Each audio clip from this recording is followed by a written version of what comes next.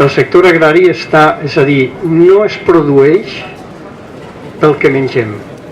No hi ha cap relació entre el sector agrari i la ciutadania en general que menja. Importem més del 70% del que mengem. Només el 30% està produït aquí a Catalunya.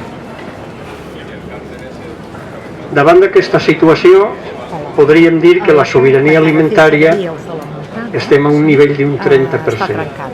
És a dir, a Catalunya es produeix el 30% del que mengem. La resta és importacions, exportacions, i no sabem d'on ve moltes vegades el que mengem ni com s'ha produït. Aquesta és la conclusió de la primera part del meu estudi, que tractava de la situació actual.